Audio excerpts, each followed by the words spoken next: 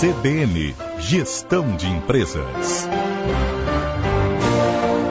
De acordo com o livro Organize as Suas Finanças, lançado pela editora Abril, investidor é quem tem a habilidade de lidar com o dinheiro e gerar lucro, não é quem tem um grande patrimônio. Você pode começar com 100 ou 200 reais, o equivalente ao preço de uma roupa ou de um jantar num bom restaurante. Segundo o livro, a quantidade de dinheiro que você tem é o que menos importa na hora de tornar-se um investidor. Há coisas mais importantes, tais como sua atitude, sua vontade de aprender e sua disposição para lidar com o assunto. Planejamento e finanças é o assunto do CBN Gestão de Empresas de hoje. Eu estou conversando com o professor e consultor Jovi Barbosa. Professor, a quantidade não manda muito, eu tenho que saber lidar com o pouco que eu tenho, é isso? É verdade, né? Na verdade, a qualidade é o que conta. Então, como eu disse agora há pouco, pode-se começar com R$1.000 numa carteira, e algumas carteiras é possível até que se invista menos, R$100, por exemplo, em algumas carteiras. Porque nós podemos fazer um pool de investidores para se atingir a um determinado nível de aquisição inicial de uma carteira. A partir daí, começa o seu aprendizado, né? Então, realmente, a qualidade é que vai contar e não a quantidade. Só para entendermos melhor, o que leva uma empresa a abrir ações na Bolsa de Valores? Sim, isso é importante também. Quando se abre ações, né, quando a empresa abre o seu capital, ela corre um risco, porque em primeiro... Ela já está em risco? Ela existe um risco menor, porque o nível de decisão dela está atrelado a um grupo de pessoas menor, um grupo menor de pessoas, né? E ela não está submetida a regras, por exemplo, da CVM, né, a Comissão de Valores Imobiliários. Quando ela abre o capital, ela começa a se submeter a essas regras. E aí, a publicação de balanços, abertura, contratação de auditores independentes. Então, algumas regras que ela passa a obedecer geram, inclusive, maiores custos para ela, maiores gastos que ela antes não tinha. O que eu devo fazer caso eu queira disponibilizar ações da minha empresa no mercado financeiro? Qual o passo que eu devo tomar? Então, o primeiro passo é procurar uma corretora. A corretora de valores tem todo o trâmite, inclusive como é que eu me inscrevo na CVM, quais os formulários e até os trâmites burocráticos que eu tenho que passar, como é que eu vou elaborar um balanço inicial e como é que eu vou passar por uma auditoria independente. Essa auditoria independente, esse nome é dado porque realmente é independente. Todo auditor independente é registrado na CVM. Se ele não for registrado, não é um auditor independente. Através dessa auditoria independente se dá sustentabilidade àquele balanço.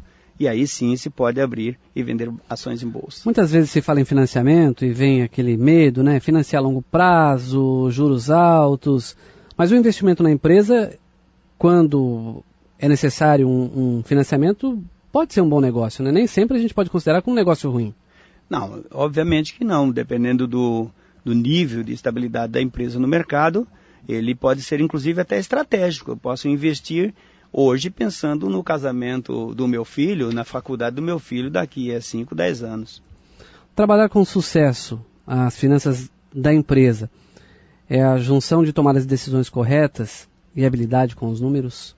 Sim, é preciso conhecer bem, saber entender um pouco de matemática financeira, saber o que é juros, não é? Quando é que um juro incide sobre o próprio juros? É compreender a sistemática de inchamento do capital ou descapitalização de um determinado valor. Isso é básico, não é?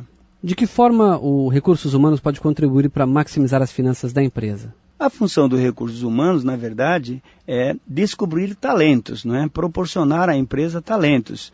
Então, quando os recursos humanos dentro da empresa exerce a sua função de certa forma muito bem, ele está informado quais os verdadeiros profissionais do mercado que se adequaria à empresa, não é? Inclusive os profissionais da área financeira. Partindo para a área de finanças pessoais, o que fazer para manter o saldo bancário no azul? Pois é, basicamente é não gastar, né? Ou então gastar menos do que o que se ganha. Hoje nós temos uma cultura no Brasil, a cultura do cheque especial, né? Já faz muito tempo, está arraigada na nossa cultura, e a cultura do cheque pré-datado, ou pós-datado, como alguns gostam de dizer, que faz com que as pessoas realmente gastem mais do que o que ela ganha. né? Mais ou menos como o que acontece com o governo hoje. Só que o governo tem uma ferramenta importante na mão. Ele pode aumentar as tarifas de tributos ou até criar tributos, como a gente já viu no passado. E o ser simples, né, o ser humano normal não tem essa possibilidade. Aí ele depende do seu salário ou da sua rentabilidade empresarial, e aí a coisa pode ficar escura, né? Os principais inimigos financeiros da pessoa física, quais são?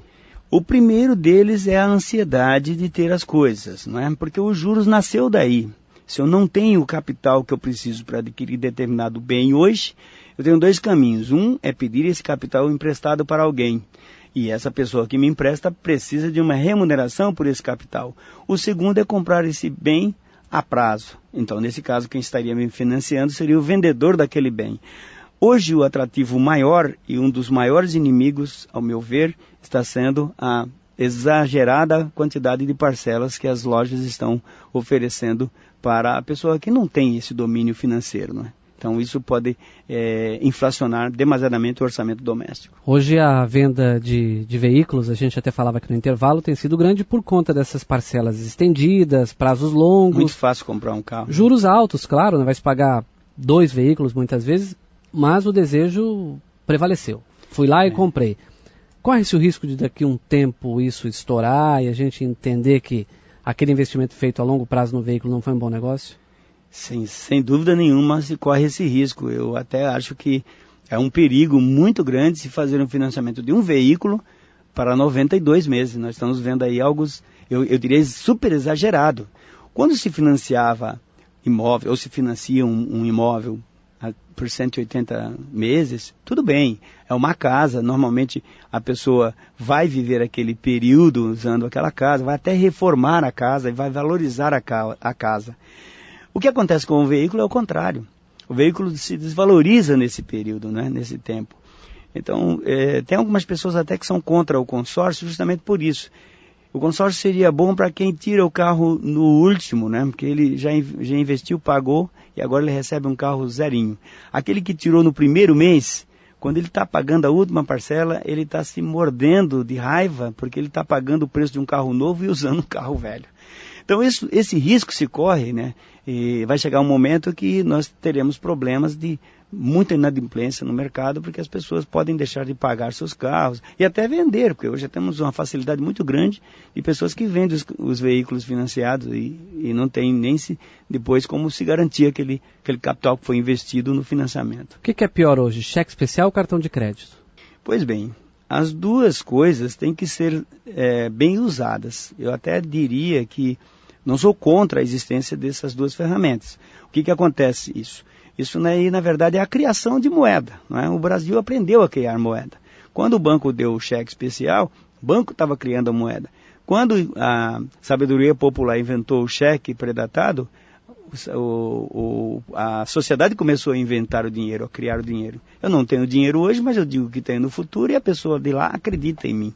Mas se todo mundo sai acreditando em mim, de repente lá no futuro não tenho aquele dinheiro todo para pagar todos os cheques especiais. Então o grande problema é esse.